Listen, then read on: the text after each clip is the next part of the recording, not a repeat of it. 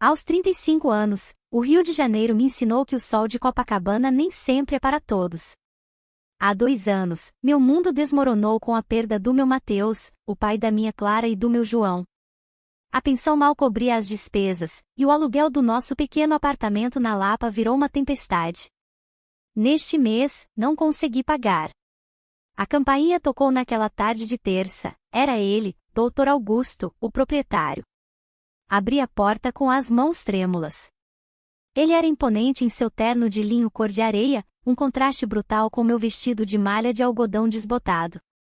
Eu estava descalça, e o frescor do ladrilho subiu pelos meus pés quando seu olhar desviou por um instante para eles. Isadora, disse ele, a voz grave. 3 meses. O aluguel está atrasado há 3 meses. Eu sei, Dr. Augusto. A pensão não é suficiente. Os filhos são sua responsabilidade, não a minha. O tempo acabou. Ou paga, ou tem que sair. As lágrimas vieram. Mas, para onde eu vou com 2 crianças?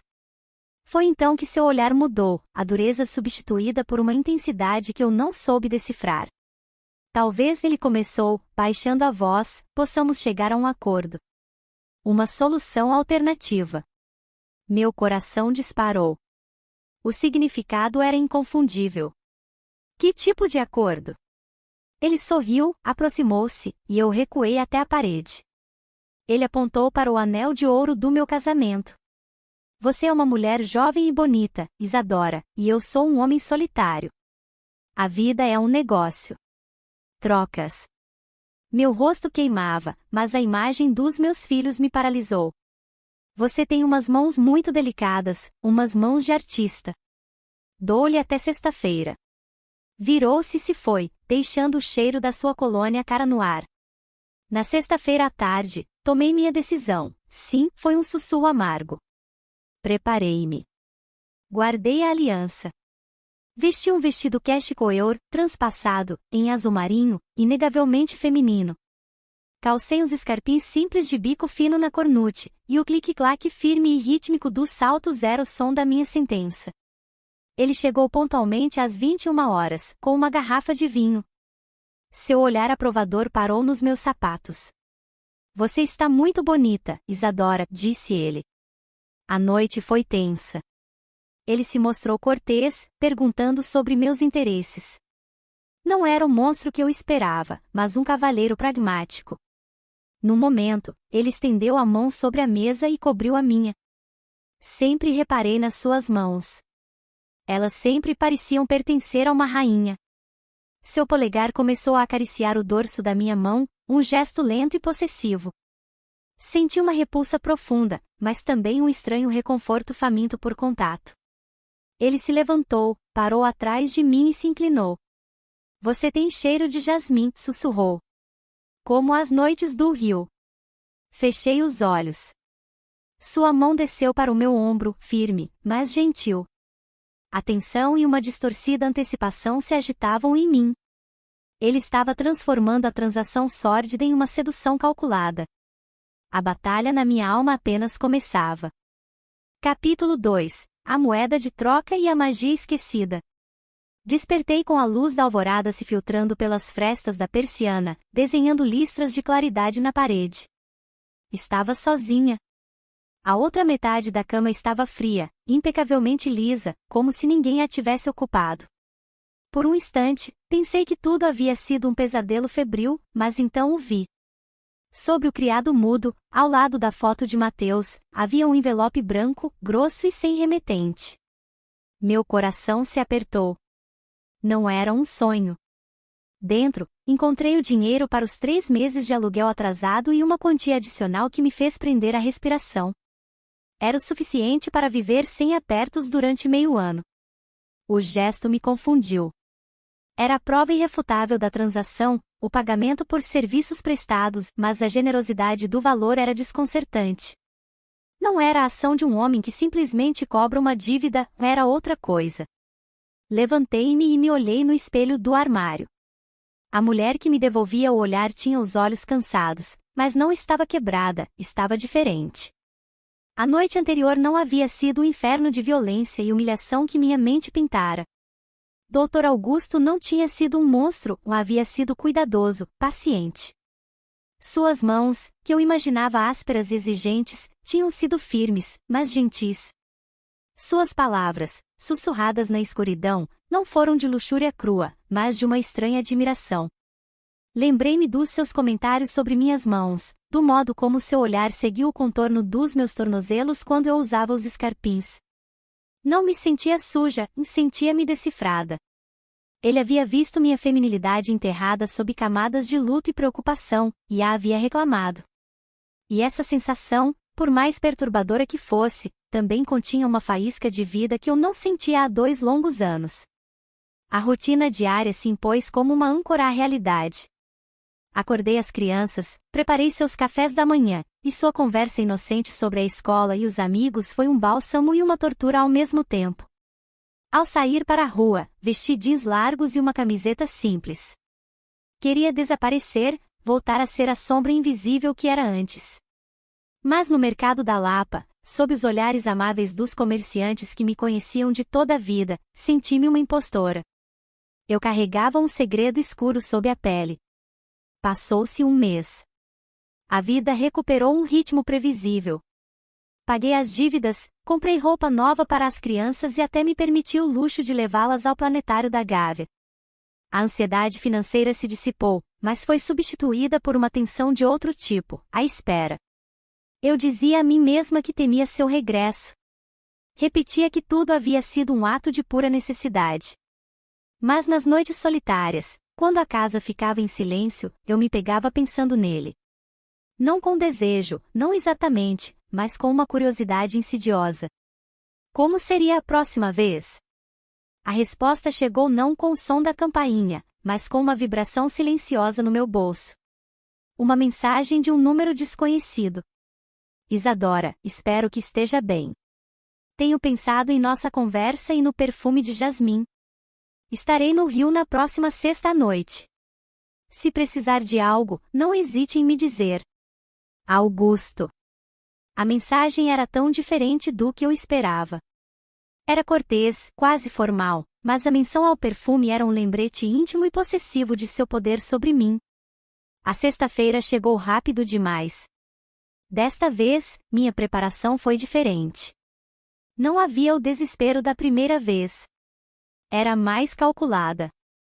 Escolhi um vestido de verão cor terracota, simples, mas lisonjeiro, que deixava meus ombros à mostra.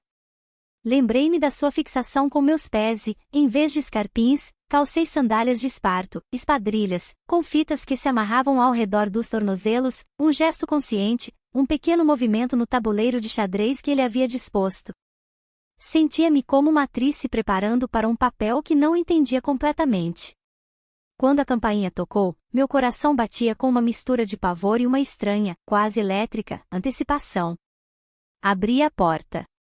Lá estava ele, vestido de forma mais informal, com uma camisa de linho branca e calças escuras. Seu sorriso era mais relaxado que o da última vez, mas não foi seu sorriso que captou minha atenção. Na sua mão, ele segurava uma pequena caixa de presente embrulhada em papel de seda azul e amarrada com uma fita de cetim. Isadora, disse ele, sua voz uma carícia grave. Você está ainda mais bonita do que eu me lembrava. Estendeu a mão para me dar o pequeno pacote.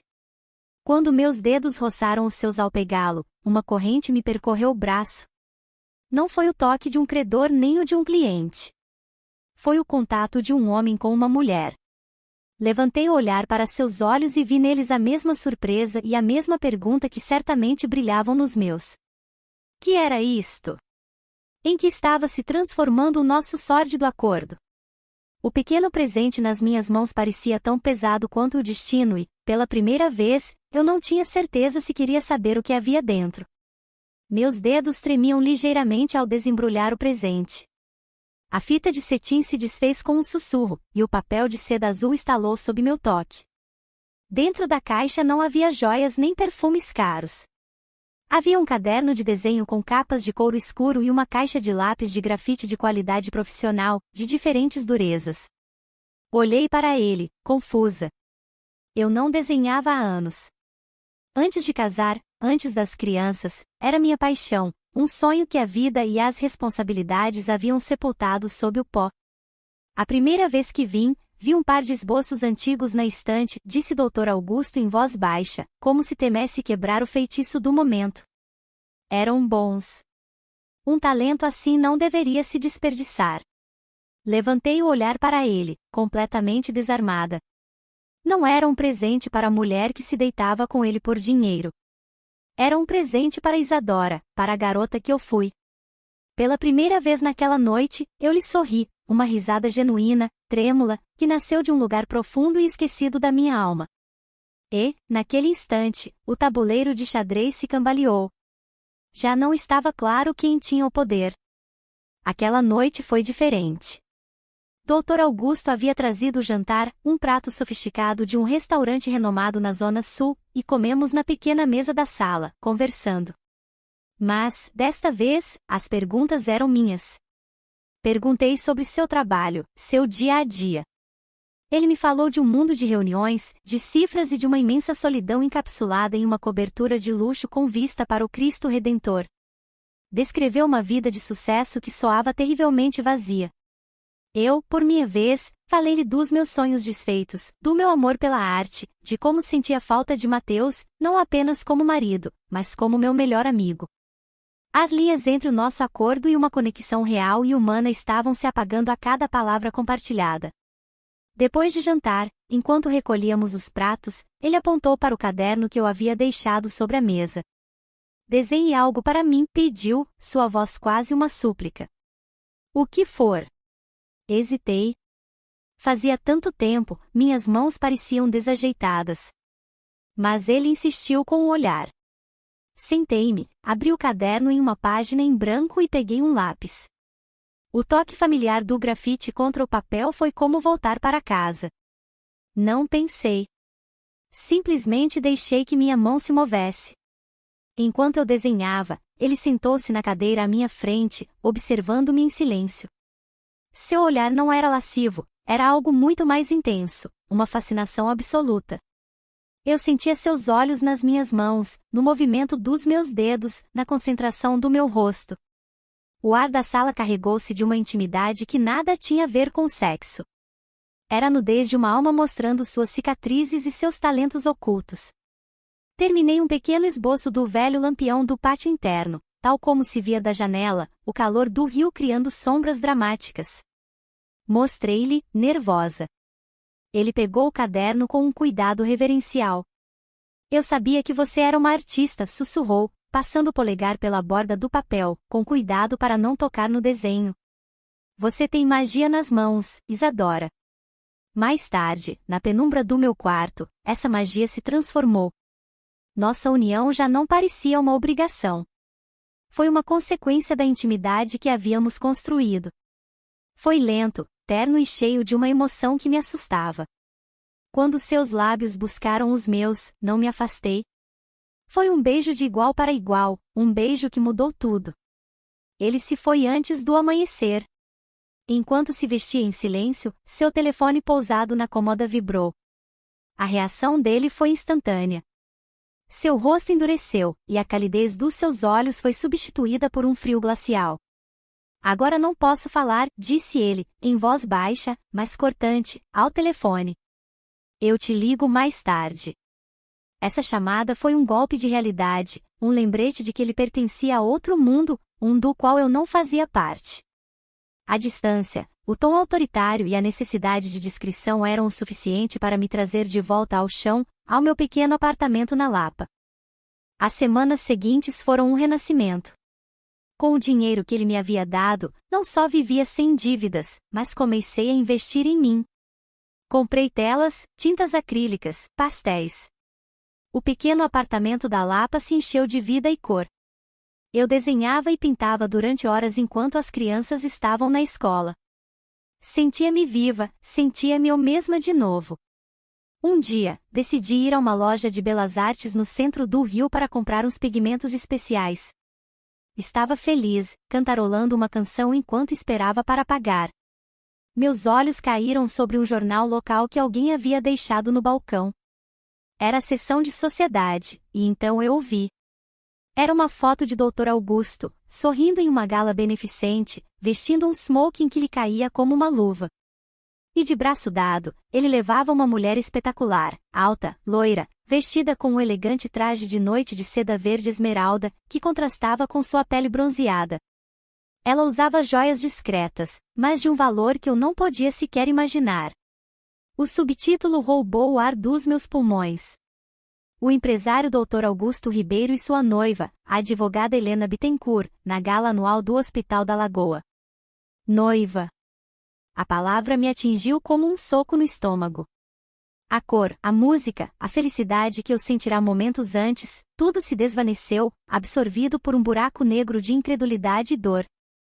O homem que me sussurrava ao ouvido que eu tinha magia nas mãos, o homem que me havia devolvido um pedaço da minha alma, tinha outra vida, uma vida real. E nessa vida, eu não era mais do que um segredo, uma sombra que ele visitava 2 vezes por mês. A traição foi tão afiada e fria quanto uma faca de gelo se cravando no meu coração. Saí da loja de belas artes com o jornal dobrado debaixo do braço. Ele parecia uma placa de chumbo. O sol do rio castigava o asfalto, mas eu sentia um frio glacial que nascia no meu peito e se espalhava por todo o corpo. Ao chegar em casa, escondi o jornal no fundo de uma gaveta, como se, ao ocultá-lo, pudesse apagar a verdade que continha. Mas a imagem de Dr. Augusto sorrindo ao lado daquela mulher, sua noiva, estava gravada a fogo na minha mente. A semana que se seguiu foi um descenso a um inferno pessoal. A arte morreu. Os lápis que ele me havia presenteado pareciam zombar de mim da mesa. O caderno de couro cheirava ao diário da minha própria estupidez. Cada traço que eu havia feito, cada cor que havia misturado, parecia agora o produto de uma mentira bem orquestrada. A raiva e a dor lutavam dentro de mim, uma batalha esgotante que me deixava sem energia. Eu estava irritadiça com as crianças, impaciente, e à noite mal dormia, revirando-me na cama enquanto as perguntas me torturavam. Tudo havia sido uma farsa? Sua ternura, sua admiração, seus sussurros na escuridão? A sexta-feira, quando eu sabia que ele viria, chegou. Eu não me preparei. Não escolhi um vestido, nem calcei sandálias. Vesti meus velhos jeans e uma camiseta preta. A roupa da viúva invisível, a mulher que eu era antes dele. Era minha armadura, não para a sedução, mas para a guerra. Quando a campainha tocou, meu coração não acelerou. Estava estranhamente calmo, como o olho de um furacão. Abri a porta. Lá estava ele, sorrindo com uma única rosa vermelha na mão. A visão era tão clichê e tão dolorosa que quase me pus a rir. Seu sorriso desvaneceu ao ver minha expressão. Isadora, você está bem? Está pálida, disse ele, tentando entrar. Não passe, ordenei. Minha voz estava firme, sem o tremor que ele tanto conhecia. Confuso, ele parou no limiar. Sem dizer uma palavra, virei-me, fui até a sala, peguei o jornal da gaveta e o pus sobre a mesa, aberto na página de sociedade. Depois, voltei para a porta e esperei. Ele entrou lentamente, seus olhos fixos nos meus, até que sua visão baixou para a fotografia. Vi como seu rosto mudava. A calidez desapareceu. A máscara de empresário impenetrável voltou ao seu lugar. Não houve surpresa, apenas uma fria irritação, como a de alguém que foi pego em um inconveniente, não em uma traição devastadora. Eu posso explicar, disse ele, com o tom pragmático que usou no primeiro dia, o dia em que veio cobrar sua dívida. Ah, sim? Pois sou toda ouvidos, respondi, cruzando os braços. Helena e eu. É complicado. Nossos mundos são diferentes, Isadora. O nosso é um compromisso de negócios, uma aliança entre famílias. Tem a ver com contratos e ações, não com sentimentos. Eu não a amo. Fez uma pausa, aproximando-se de mim. O que eu tenho com você, isso é o único real na minha vida. Suas palavras, que talvez pretendessem ser um consolo, foram a máxima ofensa. Ele havia convertido sua vida real em um negócio e seu segredo sórdido, eu, em seu amor verdadeiro. Era uma lógica tão distorcida e egoísta que me deu náuseas. Real? Eu ri, uma risada sem alegria. Isto não é real, Augusto. Isto foi uma transação, e acabou. Fui à cozinha, peguei a cópia da chave que ele havia feito e a pus na palma da sua mão. Vá embora e não volte. Seu rosto endureceu. Não seja ingênua, Isadora. Você acha que vai conseguir sobreviver sozinha? Vai voltar a não ter como pagar as contas.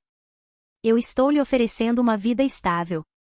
Prefiro esfregar o chão e ser dona da minha alma do que viver numa jaula de ouro sendo o segredo de ninguém, sentenciei, abrindo a porta. Ele me olhou uma última vez com uma mistura de ira e algo que parecia autêntica perda. Você não sabe o que está fazendo, disse ele em voz baixa, quase uma ameaça. Tenha cuidado, Isadora. E se foi? Fechei a porta e, finalmente, permiti-me desabar. Chorei pela minha estupidez, pela minha solidão, mas também chorei de alívio. Eu estava livre. Passaram-se 3 dias de uma paz estranha e frágil. Comecei a procurar trabalho pela internet, a fazer planos. Estava decidida a reconstruir minha vida, desta vez sobre meus próprios alicerces, sem depender de acordos ou segredos sórdidos. Uma tarde, enquanto ajudava João com os deveres de casa, a campainha tocou. Uns golpes secos, elegantes. Não era o estilo de Dr. Augusto. Ele sempre usava o toque seco e autoritário da campainha. Abri a porta e fiquei sem ar. Era ela, a mulher do jornal, Helena Bittencourt. Em pessoa, era ainda mais impressionante, alta, vestida com um terno de blazer branco impecável, com o cabelo loiro platinado preso em um coque perfeito. Seus olhos, de um azul gélido, me analisaram de cima a baixo, detendo-se na minha camiseta desgastada e nos meus pés descalços com um desdém mal disfarçado. O ar ao seu redor cheirava a dinheiro, poder e um perfume tão caro que me dava vertigem. Eu permaneci em silêncio, incapaz de articular uma palavra. Ela esboçou um sorriso que não chegou aos seus olhos, um sorriso cortante como cristal. Então, você é artista, disse, sua voz melodiosa, mas carregada de veneno. Augusto me falou muito sobre o seu pequeno projeto de caridade. Inclinou a cabeça, seu olhar afiado se cravando em mim. Creio que você e eu temos que conversar. Podemos. Eu hesitei. Por trás dela, na Rua da Lapa, passava o bonde, mas o som parecia distante, abafado pela tensão que preenchia a soleira da minha porta. Senti o calor do meu rosto, o rubor da humilhação. Sobre o que, exatamente, teríamos que conversar, doutora Helena? Perguntei, usando o mesmo formalismo que ela, tentando me agarrar ao mínimo de dignidade que me restava. Helena deu um passo elegante para dentro, forçando-me a recuar. Ela não se importou com o meu convite, simplesmente tomou posse do espaço. Sobre a taxa de permanência neste imóvel, é claro. E sobre Augusto. Ela olhou em volta com desdém para nossa sala simples, mas seu olhar se fixou em algo na mesa de jantar, o caderno de couro e os lápis de grafite que ele havia me dado. Ela pegou o caderno com a ponta dos dedos, como se estivesse sujo. Então, isso é o que ele lhe dá para se deitar com ele? Material de arte? Ele sempre foi tão excêntrico em seus hobbies. Minhas mãos se fecharam em punho. Isso não é da sua conta, e a transação entre mim e seu noivo acabou. Ela riu, uma risada curta e fria. Ingênua. Augusto não termina algo até que ele decida que terminou. Você acha que ele lhe daria aquela quantia de dinheiro, para que você pagasse suas contas por 6 meses, apenas por uma noite? Ele estava investindo, Isadora. Ela olhou para os meus pés descalços novamente, e desta vez o desprezo era aberto. Você é a distração. Eu sou o negócio. Mas, recentemente, a distração tem consumido muito do seu tempo e dos seus pensamentos. Isso é ruim para os negócios. Helena abriu o caderno de desenhos e folheou, parando no esboço do lampião que eu havia feito. Ele me contou sobre suas mãos de artista, disse, imitando a voz dele com escárnio. Ele sempre teve uma fixação estranha por detalhes. Ela fechou o caderno com um estalo seco. Vim lhe fazer uma oferta. Ela tirou um cheque timbrado do bolso interno do blazer. O cheque parecia perigosamente grande. Este é o valor equivalente a 2 anos de aluguel e despesas escolares. Não é para o seu corpo, Isadora. É para a sua ausência. Você se muda do Rio, volta para sua cidade no interior, ou para onde quiser. Desaparece. Eu olhei para o cheque e depois para ela. Era tentador, um alívio de 2 anos de luta. Você quer me comprar, disse eu, com a voz embargada. Não. Estou comprando a paz para mim e o foco para meu futuro marido. E estou pagando generosamente por isso. É o preço da sua dignidade, mas a sua dignidade já foi comprometida, não foi? Quando você tirou a aliança e calçou aqueles sapatos ridículos.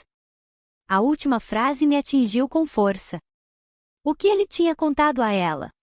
O quão íntimos eram os detalhes da nossa transação que ele havia compartilhado? Não vou aceitar, disse eu, empurrando o cheque para longe. Eu já disse a ele que acabou. Não vou me vender por dinheiro 2 vezes.